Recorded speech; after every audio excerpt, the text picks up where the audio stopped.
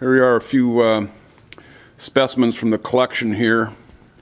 Some good old yellow, McCulloch yellow horsepower. I'll give you a little tour of what we've got here, but this is just a few specimens from the collection. What we've got here on the end is a Power Max 6A, probably vintage 1968 or 9, something like that. Next to it is a Mac 1010. That's a vintage, probably mid-70s. That's a 55cc saw. There was a whole series of 55cc engines that McCulloch started making in about 1967, and they continued through probably the mid to late 70s. Pretty much the same motor. Next to it is an SP81. That's an 82cc saw. That probably, this one is vintage 1976, thereabouts. That's got the roller nose bar on it. That one's been bent a little bit. The handlebar's a little messed up on it. Next to it is a Mac 150. That was probably a 1958 model, something on that order. It's got the left-hand start. That one made it to the stable here via Lake Bluff, Illinois.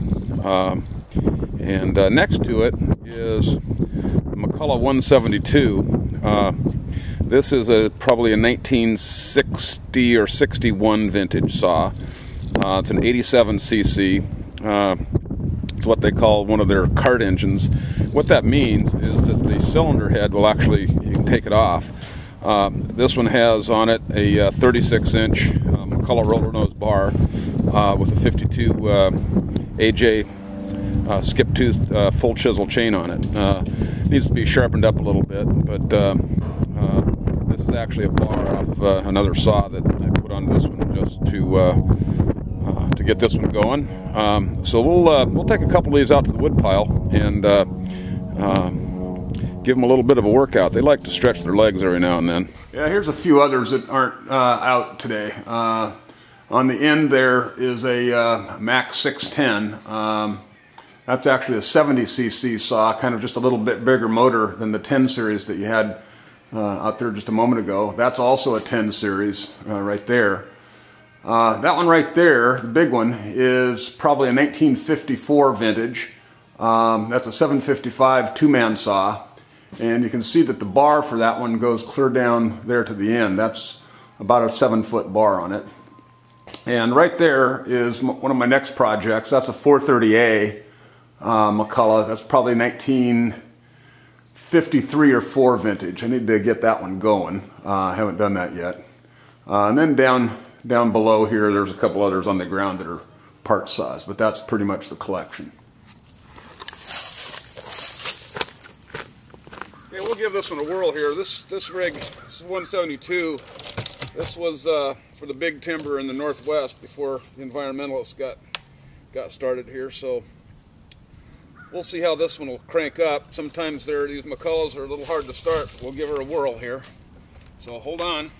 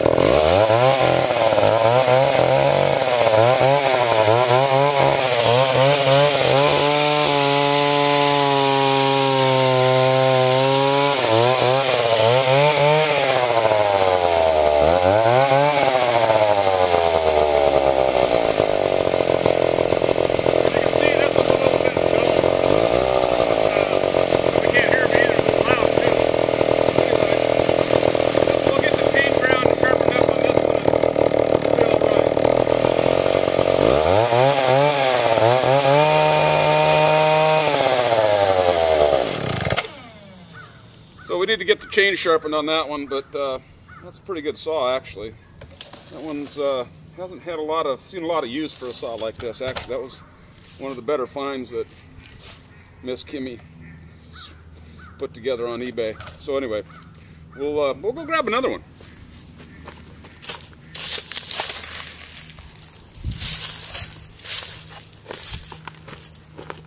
we've got here, this is the Power Max 6A. This is a professional arborist saw. At the time, it was the lightest chainsaw ever manufactured. And this one has a lot of power for a little teeny saw like this, and isn't your cheap junk that you get at Home Depot or Lowe's. This one's got a lot of power for a little teeny saw like this, so we'll give her a crank here.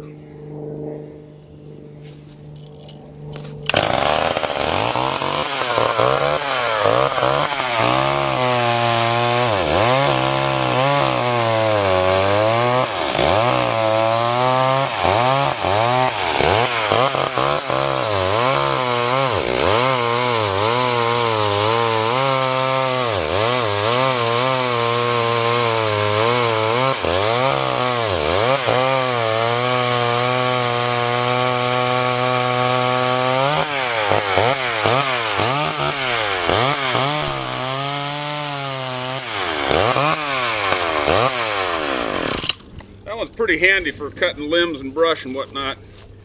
Use that one a lot, actually. So here's a Super Pro 81. This was actually a big professional saw. This one this has a 24-inch bar on it. I've got a 28-inch coming right now, but it'll also run that bar. It's powerful enough to run that bar on that other saw that I had out here a few minutes ago. So we'll give this one a crank, see what we've got. This one has a decompression release valve on it because the compression will basically rip your hand off if you don't use that.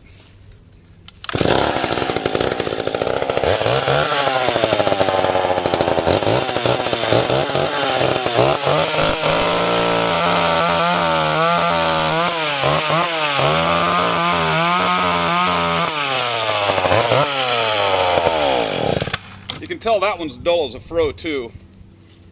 I need to put the file to that one also, and we'll see what we can do with that. Now we'll turn to this one. Is a little one. This 1010 is almost like brand new, actually. Picked that up a couple months ago, and it was almost like it had never been used before. So it cranked right up.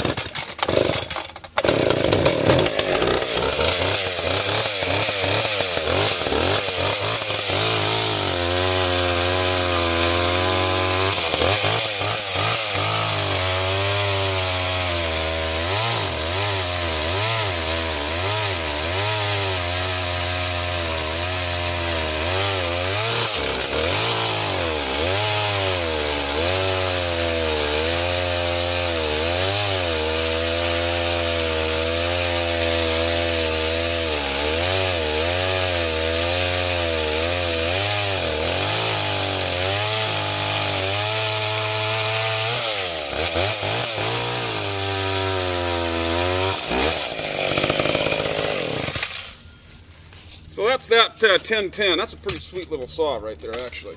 And like I said earlier, there's a whole series of those from about the 1969 or so through about 75. And then this is a 150. This is one of the first series of saws that McCullough started putting the starter on the left side. One of the precursors to this saw was the D30 that actually had the starter cord coming right out of the top here. And those were a little bit of a pain in the neck to start because you couldn't hold on to it real well to start it. So we'll see what this one does.